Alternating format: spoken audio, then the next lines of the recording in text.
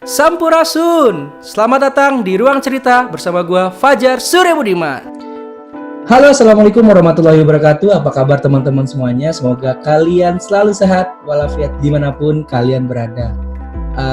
Senang banget di hari ini, suatu kehormatan buat saya kedatangan saudara lama, kawan lama, teman seperjuangan waktu kami kuliah di Universitas Gadjah Mada. Kebetulan tamu saya hari ini adalah 2 tingkat di bawah saya, tapi sekarang beliau sudah memiliki karir yang luar biasa di dunia konsultan, dan hari ini beliau akan bercerita tentang bagaimana beliau pada tanggal 23 Juni 2020 kemarin memposting bahwa beliau mengalami yang sekarang kita lagi rasakan sama-sama, pandemi COVID-19.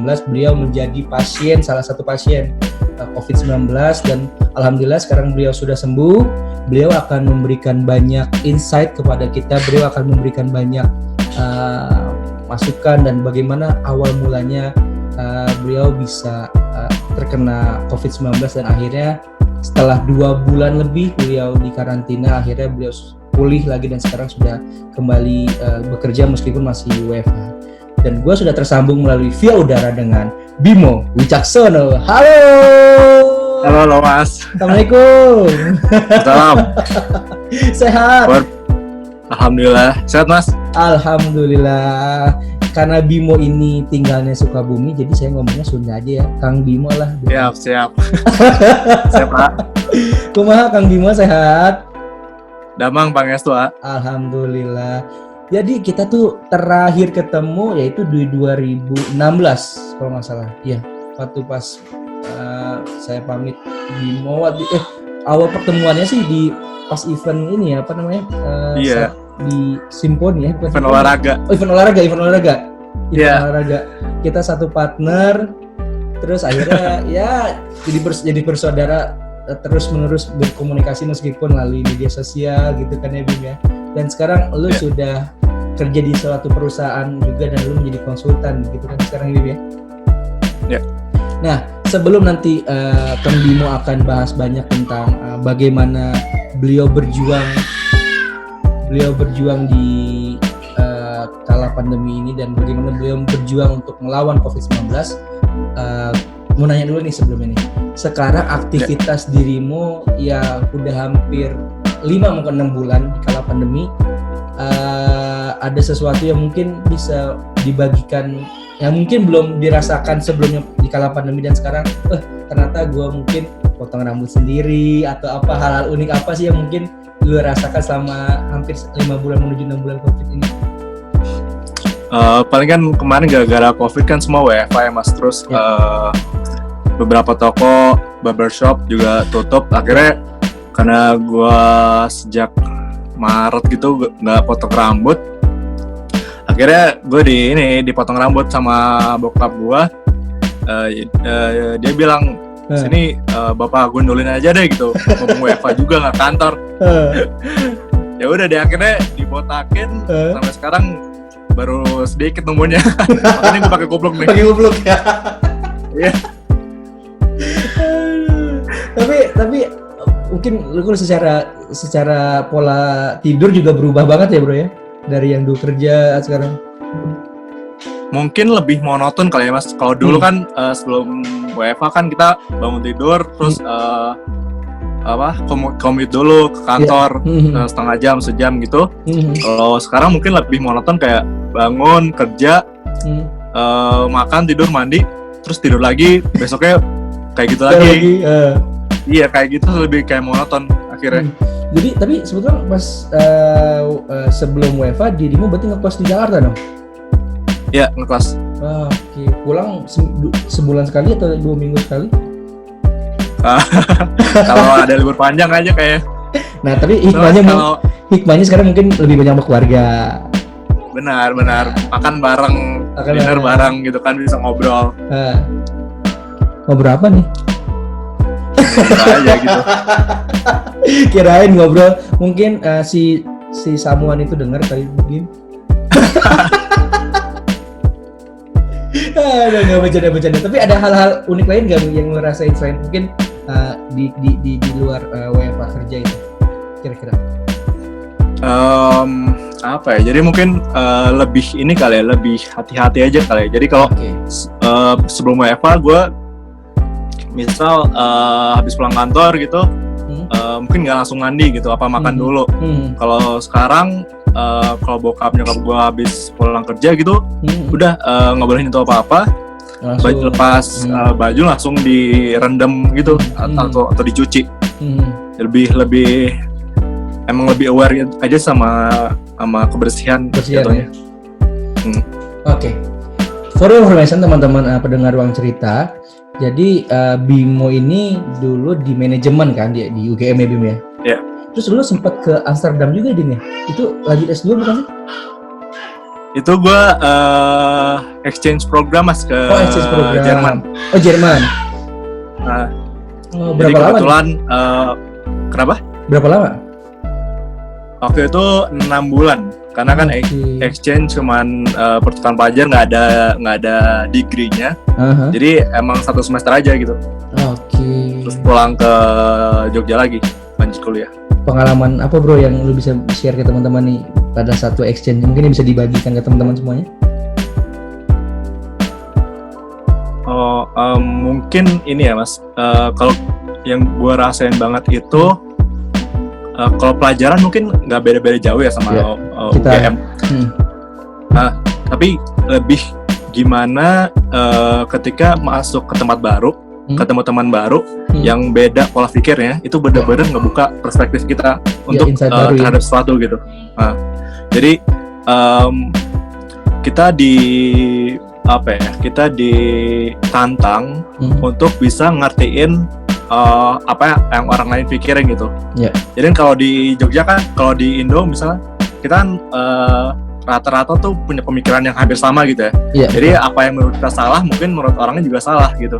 Nah kalau di luar kan dengan culture yang beda-beda, orang dari Eropa, Amerika Latin, Afrika, mereka kan pasti punya culture yang beda-beda. Jadi yang menurut kita salah, belum tentu menurut mereka salah. Jadi lebih ngebuka perspektif sama toleransi kali ya. Iya, toleransi dan culture juga kali, kita juga belajar culture mereka juga ya. Benar-benar. Oke. Jadi teman-teman, tadi sempat juga saya sounding di awal bahwa Kang Bimo ini kemarin di tanggal 23 Juni memposting bahwa beliau telah sembuh 2 bulan. Gue bilangnya apa? Di karantina atau dirawat atau apa? Tapi mungkin yang gue tahu adalah bahasa karantina ya. Di karantina menjalani perawatan karena Kang Bimo menjadi salah satu pasien terkena COVID-19. Gimana Bim? Cerita awalnya itu seperti apa sih? Kok dirimu bisa sampai kena dan dirawat dan lain-lainnya gitu? Oke, mungkin gue cerita dari awal banget kali ya mas. Jadi kan gue kerja di Jakarta, waktu itu kerja biasa sampai akhirnya tanggal 20 Maret itu ada pengumuman WFH dari kantor. Terus waktu itu dibilang kalau sekitar 2 minggu kan WFH-nya. Terus gue konsultasi sama orang tua, pulang nggak ya gitu kan. Ya anak kos ngirit lah ya, nggak ada expense makan gitu, nggak ada expense lain-lain, ya udah pulang aja. Akhirnya gue pulang karena waktu itu udah mulai COVID, jadi gue dijemput pakai mobil sama supir dari Sukabumi biar nggak pakai ini kan angkutan umum. Iya. Kalau nggak ada COVID sih gue biasanya naik kereta dari Bogor gitu atau naik travel. Karena ini COVID, gue dijemput dari Sukabumi. Karena mulai COVID dan mulai WFH waktu itu lancar banget. Gue dari Jakarta Sukabumi itu cuma 2,5 jam, padahal biasanya bisa 4-5 jam. Terus 20 Maret gue pulang, sampai di Sukabumi itu awalnya gue nggak ada gejala apa-apa. Terus beberapa hari kemudian gue ngerasain kayak sakit nelan gitu. Sakit nelan. Terus sakit nelan sama ibu gue. Terus ibu gue kan kebetulan dokter ya. Jadi ibu gue ngerti, mungkin radang gitu karena kecapean atau apa. Iya. Akhirnya gue dikasih vitamin sama FG Troches. Alhamdulillah sembuh. Terus beberapa minggu kemudian gue mulai gatal tenggorokan, kayak gatal banget, kayak saking karena gatalnya gue batuk gitu. Jadi gue gatal tenggorokan sama batuk kering. Batuk keringnya tuh lumayan intens dan lumayan agak parah sih. Jadi terus mungkin karena ibu gue aware, terus sekeluarga itu ngikut rapid test. Rapid test. Rapid test tuh gue inget tuh tanggal 20-an April kalau nggak salah. Jadi setelah sebulan sejak gue pulang, sejak gue sampai Sukabumi. Terus pas rapid test itu hasilnya alhamdulillah cuman gue doang yang aktif. Jadi kalau di rapid test itu kan ada tiga variabel. Nah, C, IgM sama IgG. Nah, gue itu reaktif yang IgG. Artinya adalah kalau lihat di grafik kurvanya itu artinya gue kemungkinan kenanya tuh udah lama. Dan si antibody itu baru muncul. Jadi kalau IgM itu adalah fase awal. Misal lu kena akhir Maret, terus gue rapid test awal April katakanlah. Nah, gue kemungkinan yang muncul IgM. Karena gue udah di tahap akhir dan gue baru baru rapid testnya akhir April, yang muncul IgG. Nah, terus habis itu karena gue reaktif, gue ditelepon beberapa hari kemudian gue ditelepon sama dinas kesehatan Kota Sukabumi. Dibilang kamu reaktif nih, tolong dong swab test gitu. Ya udah, akhirnya gue swab test. Karena waktu itu untuk bisa dapat hasilnya tuh harus dikirim dulu ke provinsi. Jadi gue perlu nunggu sekitar semingguan dari gue swab test sampai hasil datang. Pas hasilnya datang, itu gue inget banget awal Mei, sekitar tanggal 5 atau 6 gitu, gue ditelepon, Abimo ini hasilnya positif, harus di karantina. Dia bilang mau dijemput pakai ambulan apa mau berangkat sendiri, dia bilang gitu kan. Terus itu berarti ditelepon langsung pribadi gitu ya? Iya. Berapa hari waktu nunggunya, Bim? Sekitar seminggu sejak gua di swab. Karena pada saat itu Kota Sukabumi belum punya alat untuk ngebaca si PCR testnya. Jadi harus dikirim dulu ke Bandung apa Jakarta. Nah, gua nggak tahu untuk ngebacanya. Terus baru dikirim lagi ke Sukabumi. Ya, itu sekitar seminggu. Terus pas ditelepon gitu, ya, jujur mas, gue biasa aja rasanya.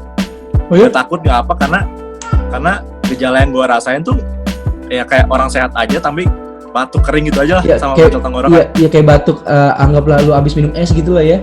Iya. Terus gue sih nggak takut, nggak sedih, nggak apa, karena gejala gue nggak parah. Terus gue nggak tahu kenapa gue yakin aja ini bakal sembuh sendiri, cuma nunggu waktu gitu. Tapi yang bikin gue sedih adalah begitu gue ditelepon, gue bilang orang tua gue, ibu gue nangis begitu gue kasih tahu. Mungkin ya iya. Terus ya gue bilang udah nggak usah nangis, paling ntar sembuh sendiri. Terus malamnya itu gue diantar sama bapak gue ke rumah sakit. Rumah sakit rujukan di Sukabumi. Ya. Terus nah mungkin sebelum cerita lebih lanjut mas, gue mau bikin disclaimer dulu nih. Boleh. Takutnya buat teman-teman yang dengar ini apaan COVID cuman gitu doang gejalanya gitu. Iya, boleh. Jadi yang mau gue sampaikan adalah gak semua orang tuh dapat gejala kayak gue. Mungkin karena kebetulan gue masih muda gitu ya, 25 tahun, dan gue nggak pernah alhamdulillah nggak punya riwayat penyakit yang parah. Jadi gejala yang gue dapatkan adalah ya nggak terlalu parah kayak gini. Tapi ada juga yang sampai sesak nafas dan perlu dibantu ventilator untuk bernafas gitu. Di Sukabumi gitu? Jadi gue nggak apa? Di Sukabumi gitu ada yang nggak tahu. Di tempat lain pasti di tempat lain, oke. Di Sukabumi gue nggak tahu. Oke, gitu. Jadi yang pengen gue sampaikan adalah jangan anggap remeh. Gejalanya tuh nggak semua orang tuh udah punya gejala kayak gue gitu. Ada yang lebih parah jauh. Bim, Gitu. Bim, mau nanya, Terus, Bim. ya. Mau nanya bentar. Waktu pas lu dinyatakan positif, lu kan langsung diantar sama orang tua lu kan ke rumah sakit rujukan kan. Pada saat itu posisi lu dengan keluarga udah nggak bisa ketemu sama sekali atau gimana? Nggak bisa ketemu. Jadi gue kan masuk rumah sakit tuh. Terus masuk rumah sakit itu awal April tanggal 6 awal Mei tanggal 6. Gue di sana tuh sekitar semingguan mas. Kenapa seminggu? Ini ada ceritanya karena gue jujur nggak betah di rumah sakit. Oke, jadi begitu gue dinyatakan bahwa gue positif COVID, malamnya gue diantar sama bapak gue ke rumah sakit. Iya. Di situ pas gue datang langsung petugasnya tuh ngebawa gue ngecek darah, ngambil darah, terus di foto ronsen paru-paru. Paru-paru. Untuk tahu paru-parunya. Terus habis itu udah gue nggak ketemu orang tua lagi. Gue masuk rumah sakit seminggu dirawat. Nah jadi selama seminggu itu waktu gue masuk tuh ada dua pasien lainnya. Jadi gue bertiga di satu ruangan. Jadi ruangannya tuh bayangin kayak hall besar gitu. Ada beberapa tempat tidur. Antara satu pasien dengan pasien lainnya tuh dikasih jarak satu tempat tidur kosong gitu. Oke. Ya. Jadi bukan yang satu kamar satu. Iya. Kebayang. Terus gue masuk di situ untuk yang pertama ini gue dirawat seminggu. Kenapa seminggu? Karena gue nggak betah. Nggak betah. Makanannya ya makanan pas rumah sakit gitu lah ya. Iya. Terus hawanya tuh kayak tegang gitu. Nggak ada TV, nggak ada apa. Terus alhamdulillah, gue kan awalnya ada batuk kering ya. Begitu gue masuk tuh Rabu malam, minggunya itu gue udah nggak batuk, cuma tinggal gatal tenggorokan doang. Terus begitu ditanya dokternya kan gimana Bimo keadaannya, saya nggak ada gejala sih, kayaknya saya udah sehat gitu. Ya biar gue cepat pulang aja gitu pengennya. itu semua pada pakai APD. Gue pakai APD semua. Customer service yang nyapu, yang ngepel, yang nganter makanan, perawatnya, dokternya semua pakai APD. Wow. Terus gue masuk Rabu malam, karena gue ngerasanya udah sehat, nggak ada gejala apa-apa. Gue Senin tuh di swab test. Gue Senin di swab test, tapi kan pada saat itu karena alatnya belum ada, gue harus nunggu seminggu kan untuk tahu hasilnya. Itu swab test kedua? Ya, kedua. Gue nego nih sama dokternya, dok boleh nggak saya isolasi di rumah? Soalnya saya kan nggak ada gejala apa-apa gitu. Lu kira mau nego rumah coy? terus. Akhirnya boleh dengan syarat gue nggak satu rumah dengan keluarga gue. Jadi gue kebetulan ada rumah kosong gitu mas. Punya kantor bapak gue kerja, jadi gue tinggal di situ, di mes itu. Nah jadi gue keluar itu Selasa, terus Selasa malam gue udah di mes. Sendiri. Lu nggak kemana-mana di mes itu aja? Iya, jadi kayak groceries gitu di stok sama bokap gue, kayak gue bikin spaghetti, mie, telur. Kalau makan malam itu kan masih zaman puasa ya. Iya benar. Jadi abis buka puasa, bapak gue tuh selalu nganter makanan ke depan pintu rumah mesnya. Jadi begitu buka puasa sekitar jam 7, bokap gue datang naruh makanan. Tapi gue nggak boleh langsung nemuin ya. Bokap gue pergi dulu, langsung baru gue ambil makanannya. Berarti lu benar-benar pure di dalam terus dong, nggak kemana-mana tuh? Iya, sendiri.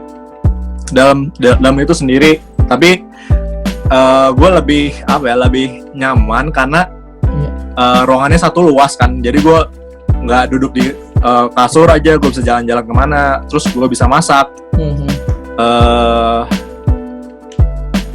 Dan makanan alhamdulillah lebih enak sih. Iya.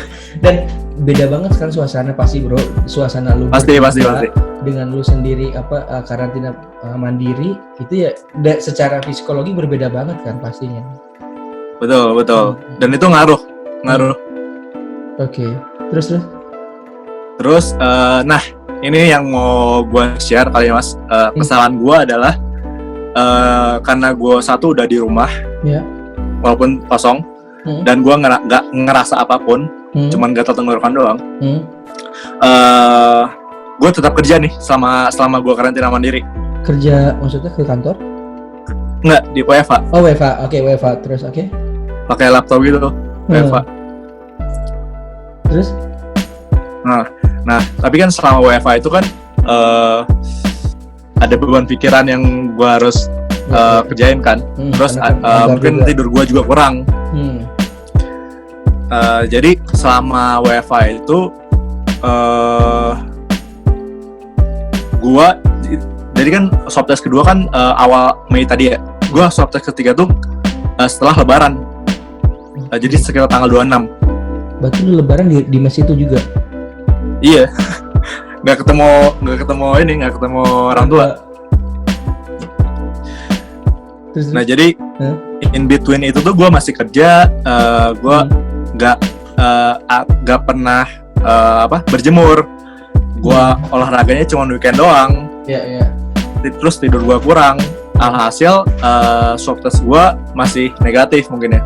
Ditambah waktu itu gue kurang susah tidur juga mas, jadi gue baru tidur itu rata-rata tuh setelah jam 2, jam 3. Padahal jam 9, jam 10-nya gue harus udah mulai kerja lagi.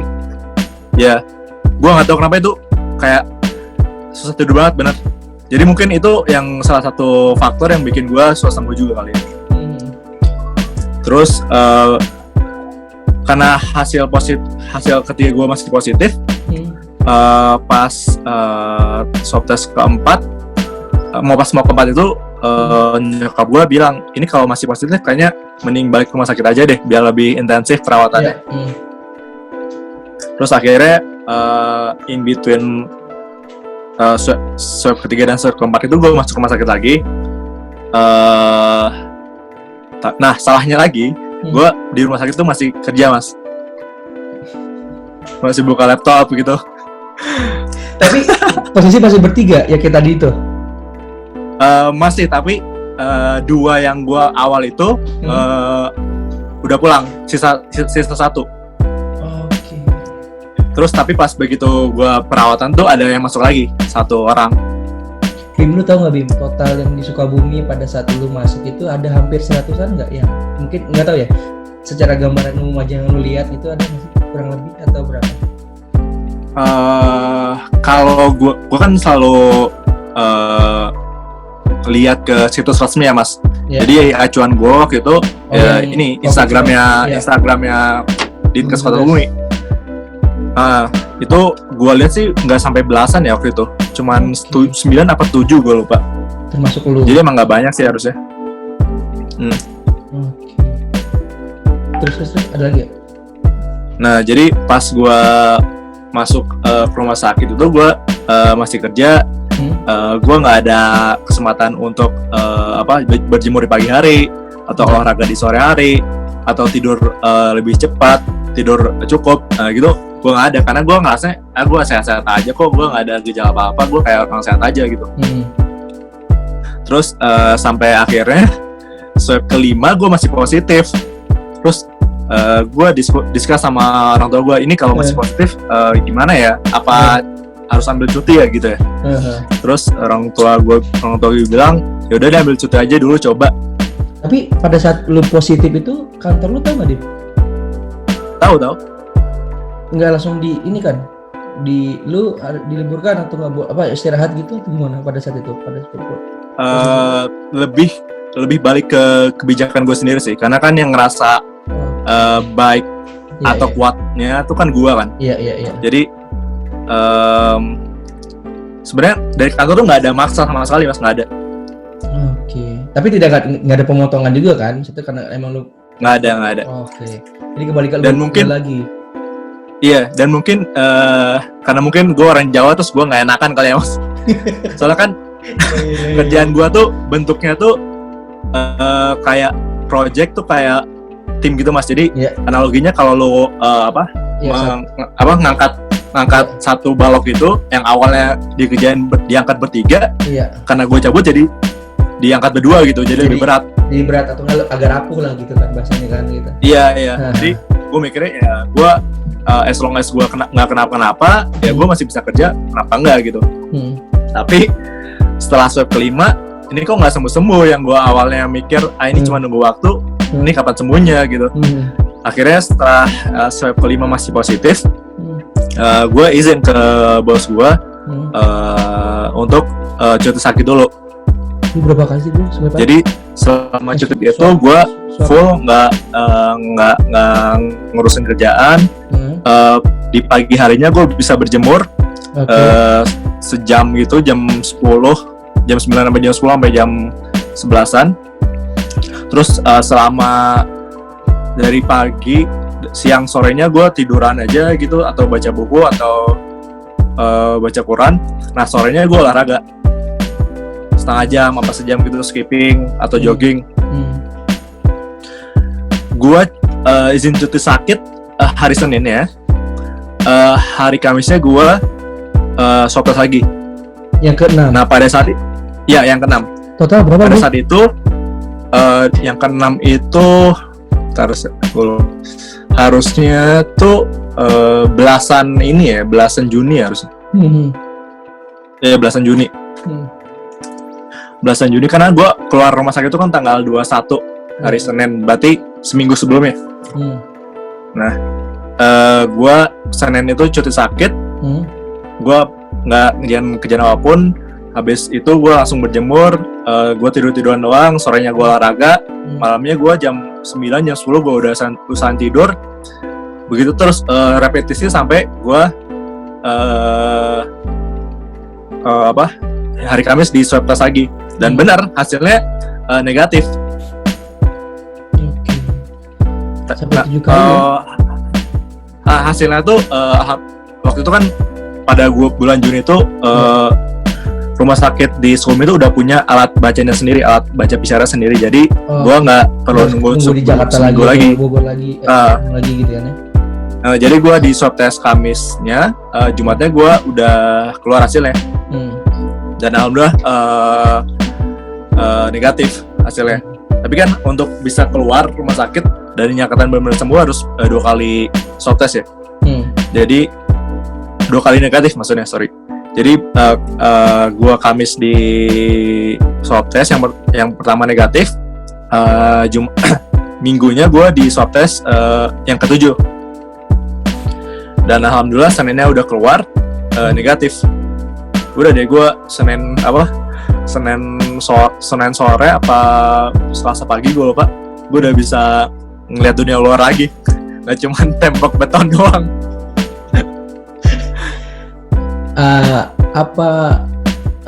Hikmah yang bisa lu ambil bro dari semua perjalanan lu dari awal Maret sampai sekarang yang mungkin bisa teman-teman pendengar Ruang Cerita terinspirasi dari lu? Ini gue ngomongin konteks yang orang udah kena dulu kali ya. Oke. Sebenarnya kalau dari awal gue pertama kali kena sampai gue swab tes ke-6 itu obatnya tuh nggak ada yang beda jauh sih. Kayak mostly vitamin, makanan bergizi, antibiotik.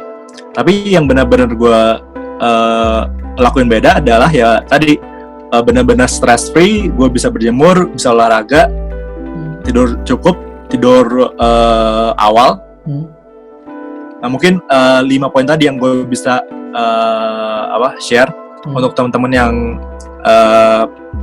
kalau kena gitu ya, sebisa mungkin hindari kerja dulu, berjemur, olahraga yang rutin, sama tadi tidur cukup sama tidur awal. Itu lu olahraganya waktu itu lebih ke apa bro?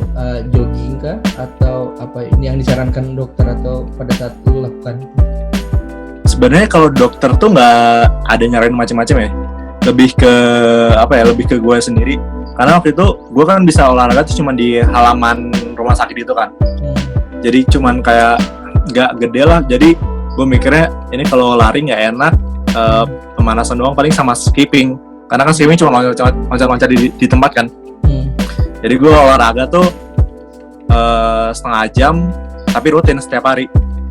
Dan olahraga jangan pakai masker ya mas. Soalnya kan kalau lo olahraga kan nafas cepat, terus CO2-nya nggak keluar cepat, jadi lo bisa pingsan. Iya benar. Dan itu juga nggak disarankan ya bro pada saat lo olahraga pakai masker kan? Oke. Hal lain apa yang mungkin pada saat lo di karantina yang menjadi ada nggak sih inspirasi lo yang lo dapatkan selama di karantina, baik itu di Mandiri ataupun pada saat di rumah sakit lagi, ataupun lo ada nggak sih cerita dengan pasien sebelah lo atau apa yang mungkin kira-kira ini bisa gue pengen bagikan lagi nih ke teman-teman lainnya gitu, ada nggak bro? Nah, kebetulan pasien yang satu ruangan sama gue tuh semuanya OTG mas. Jadi benar-benar nggak ada gejala kayak gue. Yang gue nggak tahu ya, mereka nggak mengatakan sebenarnya apa gimana. Tapi yang pas gue tanya ada gejala nggak, gitu. Oh nggak ada. Nah, yang gue pengen share sih, ketika lo kena, satu itu bukan aib ya. Kedua, yang gue bikin terenyuh tuh kita saling menguatkan sesama lain gitu waktu saat kena. Jadi misal aduh bosen gitu makan telur mulu gitu, terus yang lain bilang itu harus dimakan loh, high protein gitu, atau iya ya. Jadi terus ada lagi kan waktu gue mau akhir-akhir sebelum gue sembuh bener tuh, gue dikasih obat kumur. Karena waktu itu kebetulan stok rumah sakit itu terbatas. Terus akhirnya gue dibeliin sendiri sama orang tua gue 3 botol. Ya udah gue bagi aja tuh ke yang lain biar dapat semua gitu. Terus ternyata benar setelah seminggu setelah gue keluar, orang yang 2 itu tuh keluar juga. Nah, satu orang di antara kita bertiga itu tuh masuknya lebih awal dari gue, jadi dia lebih lama di rumah sakit, bisa kayak 2,5 bulan gitu.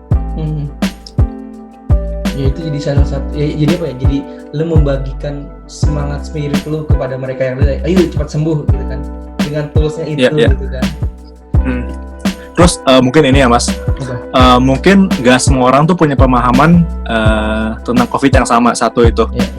Kedua, semua orang nggak punya pemahaman yang sama gimana cara nge-treat kalau lo udah terinfeksi COVID gitu. Kebetulan gue punya privilege karena ibu gue dokter, jadi gue lebih tahu, ibu gue lebih tahu, terus gue dikasih tahu gitu. Nah, ini relate kenapa gue nggak post yang tanggal 2 Juni itu mas. Jadi sebenarnya gue tuh orangnya nggak seinformatif itu untuk suka nge-share cerita gitu. Nah tapi di poin itu gue ngerasa satu, ibu gue dokter nih, jadi gue punya privilege ilmu yang lebih tentang penyakit. Kedua, gue udah pernah kena nih. Mungkin teman-teman gue yang awalnya nggak percaya, karena temennya ada yang kena, dia mungkin bisa percaya. Makanya tujuan gue nge-share itu di sosial media adalah untuk Satu, untuk ngasih tahu, oh ini tuh beneran loh ada penyakit ini. Kedua, untuk ngasih tahu orang-orang yang katakanlah kena ataupun ada gejala, gimana sih cara treatment mereka supaya gejalanya nggak tambah parah gitu. Oke. Ada lagi? Itu aja sih, Mas. Oke. Bro, gue mau nanya lagi dong. Pastilah, gue nggak tahu ya, tapi koreksi kalau gue salah. Banyak pasien yang mengalami, gue nggak tahu, stres ataupun misalnya yang udah kayak putus asa selama di karantina gitu kan. Waktu itu pun gue kan waktu itu kan sempat nyanyi ya di Wisma Atlet kan, di apa namanya, yang tempat teman-teman pasien COVID-19 juga gitu kan. Terus gue dengar cerita dari salah satu apa namanya relawan yang dia cerita bahwa ya kita antara dokter atau relawan gue saling menguatkan kayak gitu kan, karena stres banget gitu, karena kita nggak bisa pulang, terus lelah, letih, terus capek pakai APD gitu kan. Nah, yang lu lihat sendiri pada saat lu di karantina itu, lu ada komunikasi juga nggak sih dengan teman-teman perawat, dokter, ataupun yang mungkin di luar omongan tentang bagaimana lu sembuh, ataupun misalkan ya mungkin lu kan pasti kan ada obrolan yang mungkin dengan yang pembersih rumah sakit atau gimana, mungkin dia cerita juga ke lu yang bisa menginspirasi gitu, ada nggak bro? Ada sih Yoyo gitu. Ada satu, gue nggak tahu ya, karena gue nggak bisa bedain mana perawat, mana cleaning service gitu. Karena semua. Kalau dokter kan jelas ya. Kalau dokter kan jelas nanyain bawa alat gitu kan. Kalau perawat tuh agak, gue nggak tahu itu perawat atau cleaning service. Jadi waktu itu gue dibawain obat sama orang itu, terus ditanyain gimana gitu kabarnya. Oh saya mah nggak ada gejala, gue bilang gitu kan. Oh ya udah tuh, semangat ya, semoga cepat sembuh. Sesimpel itu, sesimpel ngasih semangat tuh udah bikin gue terenyuh gitu. Padahal gue tahu kerjaan dia tuh berat. Satu kan dia pakai APD berapa jam gitu kan. Dia nggak bisa makan, nggak bisa ke toilet. Panas juga pastinya kan.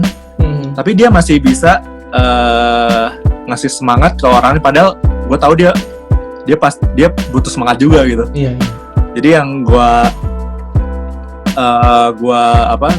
bisa petik hikmahnya adalah kita semua dalam kondisi yang sama. Jadi jangan saling menyalahkan ya, at least mengeluarkan sama lain gitu. Luar biasa. Gue sampai bingung ngomong. Bim, ada nggak saran atau tips dari seorang Bimo bagi teman-teman nih Bim, yang sekarang sudah, ya Bimo pasti juga melihat lah, setiap hari kita dicekok, gue nggak tahu ya, gue bahasanya adalah setiap hari kita disuguhkan dengan informasi penambahan terus pasien COVID, baik itu yang sembuh, yang meninggal, kemudian yang ya pokoknya ada meninggal, yang pada sembuh, dan juga setiap hari kita disuguhkan dengan informasi penambahan pasien. Terus ditambah lagi semakin yang tidak aware-nya masyarakat.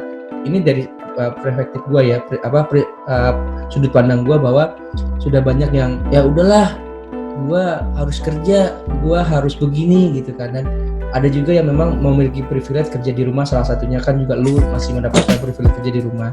Ada nggak sih tips atau saran dari seorang Bimo yang memang pernah dan berada di posisi menjadi pasien COVID-19 gitu, bagi teman-teman pendengar nih yang sekarang lagi dengar dimanapun mereka berada? Oke, gue ngerti sih kenapa orang-orang tuh agak tanda petik keras kepala, karena mereka harus kerja gitu. Karena dari data yang gue tahu itu kebanyakan besar tuh orang kerja dari sektor informal, yang artinya dia kerja dari day to day. kalau dia nggak kerja hari ini, bro, mungkin besok dia nggak makan gitu, makanya dia harus tetap kerja. Mungkin beda. Alhamdulillah gue di sektor formal yang gue gaji gue tuh udah pasti setiap bulannya gitu loh kalau gue kerja. Mungkin orang-orang yang kerja di sektor informal ini mau nggak mau ya harus kerja. Otherwise anaknya mungkin nggak makan atau segala macam. Jadi memang kita harus saat itu ngebalance kan antara kesehatan sama ekonomi ya. Jadi yang bisa gue kasih saran adalah stay at home. Tapi kalaupun nggak bisa, ya patuhin protokol kesehatan kayak pakai masker, face shield, hand sanitizer. Terus kalau emang habis dari luar rumah, bajunya langsung dicuci gitu. Jangan duduk di mana dulu atau tiduran di mana dulu. Benar-benar masker itu dibuang atau dicuci. Baju langsung dicuci. Kayak gitu sih mas. Soalnya yang gua bukan saat ini di Sukabumi ya mas. Ya. Terus beberapa hari lalu tuh karena gua udah sembuh, jadi setelah gua sembuh keluar rumah sakit, gua harus 14 hari karantina mandiri dulu, nggak boleh kemana-mana. Oke. Tapi udah boleh berkontakan dengan keluarga kan? Tetap boleh. Tapi yang nggak boleh adalah gue keluar rumah gitu. Yeah. Gue harus stay at home 14 hari. Jadi begitu gue udah 14 hari, gue waktu keluar rumah makan di luar sama keluarga. Karena di Sumi kan udah zona hijau, jadi beberapa tempat makan udah buka. Pas gue keluar rumah itu, gue ngeliat banyak banget yang pakai motor tuh nggak pakai masker. Yeah. Banyak banget. Kayak ada pun satu ya kayak mungkin 20% ya, kayak 80%-nya tuh nggak pakai masker. Mungkin gue nggak tahu ya apa mereka merasa Sukabumi udah aman atau mereka kurang teredukasi dengan COVID ini gitu. Jadi balik gue ke poin tadi, kalaupun keluar ya pakai masker at least. Kalau bisa nggak keluar ya mending di rumah aja dulu gitu. Yang pasti kita harus saling membantu ya, karena benar nggak sih, karena kalau hal kecil yang bisa kita lakukan adalah ya kita mengikuti protokol kesehatan, kita menggunakan masker, bawa starter pack-nya ya sanitizer gitu kan, sering cuci tangan kayak gitu kan, dan kalaupun nggak perlu banget keluar ya nggak usah keluar dulu lah ya gitu kan. Yeah. Kita tahu lah, maksudnya mungkin Bimo juga ya, Bimo tadi sudah cerita bahwa Bimo di awal sangat stres, dalam artian 180 mungkin 360 derajat berbeda banget keadaannya, dan itu secara psikologi pun merasa down. Pada saat itu pasti agak ada down juga ya Bim ya, pas pada saat masuk pasti. Nah itulah pasti. mungkin jadi teman-teman, alangkah lebih indah kita ini kan udah ada insight lain dari seorang Bimo yang mungkin teman-teman lebih lebih bijak lah untuk keluar kayak gitu sih ya, dan juga lebih bisa untuk menghargai keluarga sendiri dan juga buat orang lain. Bener nggak Bim? Ya, betul. Setuju. Gue serius banget ngomongnya. Gue serius banget ngomongnya sumpah. Oke Bim, next pertanyaan Bim. Ya. Boleh dong Bim kasih support atau semangat ke teman-teman yang sekarang masih di rumah sakit, ataupun teman-teman relawan, dokter, perawat yang hingga saat ini masih membantu para pasien COVID-19 yang mungkin di rumah sakit atau di rumah sakit tambahan, ataupun yang mungkin belum bisa bertemu dengan keluarga dari seorang Bimo yang sebelumnya pernah merasakan berada di posisi teman-teman yang mungkin sekarang masih berada di rumah sakit. Sebelum itu mungkin gue mau ngasih konteks dulu ya mas. Mungkin rasa kangen gue nggak sebesar rasa kangen dokter-dokter atau perawat yang udah berkeluarga gitu. Karena kan mereka udah punya istri, anak. Yeah. Sedangkan gue orang tua gitu. Pastinya pengorbanan yang mereka lakukan tuh lebih besar, besar banget lagi. Sampai mau ninggalin untuk sementara keluarganya dan menghadapi risiko yang gede tapi nggak kelihatan sama mata gitu. Jadi yang bisa gue sampaikan adalah untuk teman-teman, pertama dulu untuk teman-teman tenaga kesehatan ya. Pertama, terima kasih telah berjuang sampai saat ini. Pengorbanan teman-teman akan dikenang selalu, dan semoga perjuangan ini akan terbayarkan ketika nanti Indonesia sudah bebas COVID gitu ya. Untuk teman-teman yang saat ini masih positif COVID, tetap semangat, tetap percaya, jangan gampang stres, tidur cukup, makanan yang sehat, olahraga teratur, tidur awal, dan insya Allah akan diberi kesembuhan gitu. Amin. The last statement dari seorang Bimo ada buat teman-teman semuanya yang pendengar Ruang Cerita lagi denger nih. Ini yang apa ya? Ini tagline yang selalu gue sampaikan untuk nge-edukasi teman-teman tentang COVID, bahwa COVID ini nyata, bukan hanya isapan jempol semata. Dan mari kita lawan bersama. Gitu sih. Thank you, Bim. Gue udah gak bisa berkata apa-apa. Thank you. Thank you Bimo sudah mau sharing hari ini di Ruang Cerita. Dan gue mungkin mau nambahin juga buat teman-teman pasien yang sekarang masih harus di rumah sakit, tetap semangat, tetap berthinking positif, tetap percaya bahwa pertolongan Tuhan akan selalu ada. Mungkin di balik itu semua Tuhan sayang kita dengan caranya mungkin memberikan sedikit istirahat kepada kita agar kita lebih mendekatkan diri dengannya. Dan yang pasti buat teman-teman semua yang harus bekerja di luar, tetap jaga kesehatan, tetap ikuti protokol kesehatan, karena sekerja keras apapun kita di luar, yang pasti keluarga menunggu kita di rumah. Benar gak, Bim? Setuju Mas. Karena mau sekeras apapun kita kerja, seberat apapun kita kerja, ketika kita pulang ke rumah melihat mungkin istri, anak, ataupun orang tua yang senyum dan bercerita dengan kita, itu rasa capek hilang. Jadi percayalah teman-teman, tetap banyak berusaha dan berdoa dan juga berikhtiar, dan tetap semangat, kita sama-sama melawan COVID-19. Kalau nggak kita bersama-sama, kalau nggak kita saling bergotong royong, kita nggak akan selesai menghadapi COVID-19. Mungkin ini aku nggak tahu ya berapa lama akan selesai, tapi percayalah kita selalu menitipkan di setiap doa kita agar kita selalu dijauhi dari mara bahaya dan juga selalu diberikan kesehatan. Amin. Anyway, sekali lagi terima kasih banyak Bimo untuk waktunya. Senang banget lo udah mau berkenan dengan cerita. Mohon maaf sebelumnya kalau misalkan gue banyak bertanya yang mungkin takutnya menyinggung perasaan atau mungkin enggak.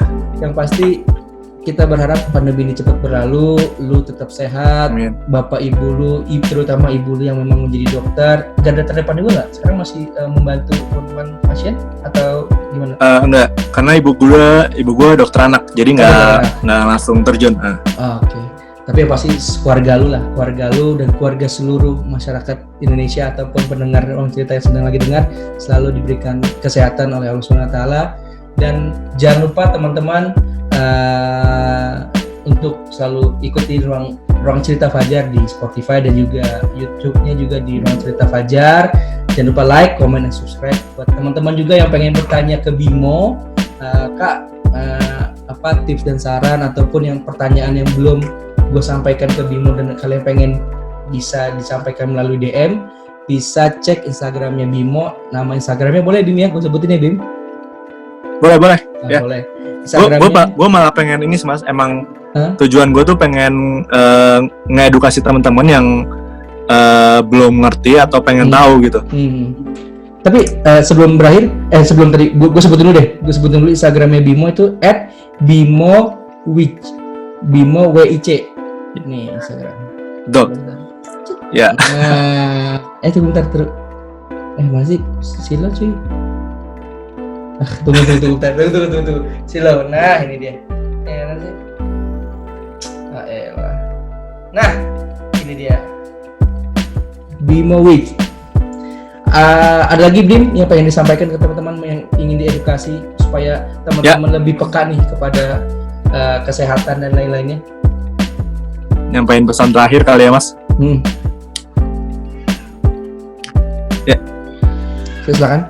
Oke. Mungkin tetap stay at home, pakai masker, jaga kesehatan. COVID ini nyata, mari kita lawan bersama. Oke, Bimo Wicaksono, terima kasih udah mau cerita di ruang cerita Fajar hari ini. Sehat-sehat selalu buat lo, salam buat keluarga. Dan kita ada terakhir, Dim, sebelum kita tutup kita ada foto virtual dulu. Foto virtual. Foto dulu Bim, foto. Halo? Bim? Halo, ya. Kita foto dulu, Yuk. kita foto dulu. Boleh, siap. Oke, ya.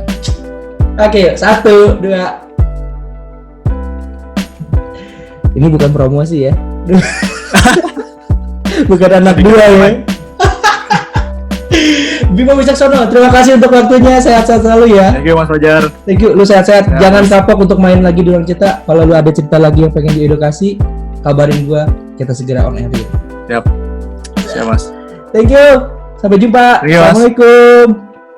Salam. Hai, jangan lupa ya untuk like, comment, and subscribe channel YouTube Akang ya. Hatur nuhun.